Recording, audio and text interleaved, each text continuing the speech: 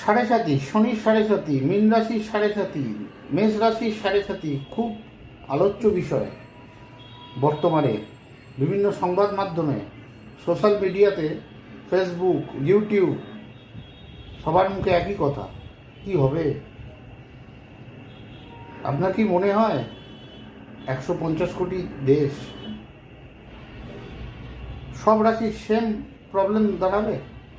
বিশেষ করে মেষ রাশি, মীন রাশি, ধনু রাশি, সিংহ রাশি, এদের সবার কি সমস্যা একই রকম হবে? তাদের আর কারোর বিয়ে হবে না? তারা সবাই জেল খাটবে? তাদের সবার হেলথ প্রবলেম হবে? বন্ধুরা, এটা একটা অদ্ভুত একটা আজকাল বর্তমানে ইউটিউব এবং আমাদের বিভিন্ন সংবাদ মাধ্যমে বলুন, বিশেষ করে সোশ্যাল মিডিয়াতে বলুন, চারিদিকে ছেয়ে গেছে।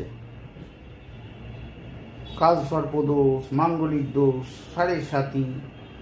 বন্ধুরা, ভেরি ডিফিকাল্ট একটা মানুষকে, পার্টিকুলার একটা লোককে এই পার্টিকুলার একটা গোচর দিয়ে, একটা ট্রানজিট দিয়ে বিচার করা ভেরি ডিফিকাল্ট।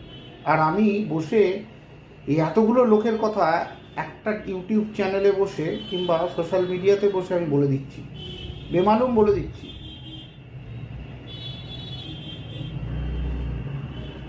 এবং যার জন্য প্রবলেমটা কোথায় হচ্ছে, যারা একটু গুণীজন, যারা একটু বিচার করেন, যে কোনো জিনিস চিন্তা ভাবনা করে পদক্ষেপ নেয়, তারা অ্যাস্ট্রোলজি বিশ্বাস করেন না অনেকে আছে।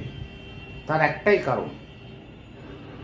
কারণ তারা তো তাদের ওই সমস্যাটা থাকলেও তারা হয়তো সেই সমস্যাটা ফেসই করেননি, তারা ফিলই করতে পারেননি। অথচ আমরা কারোর চার দেখে বেমালুম বলে যাচ্ছি আপনার এই আছে, ওই আছে, এই হবে, ওই হবে।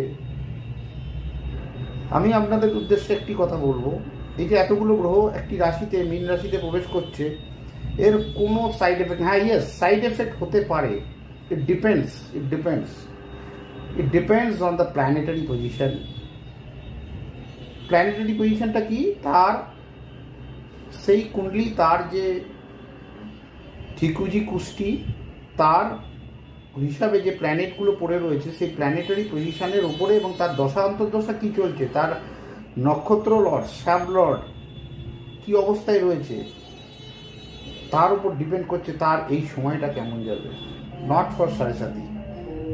ভুল বুঝবেন না, ভুল বোঝাবেন না, শান্তিতে থাকতে দিন মানুষকে। All the best.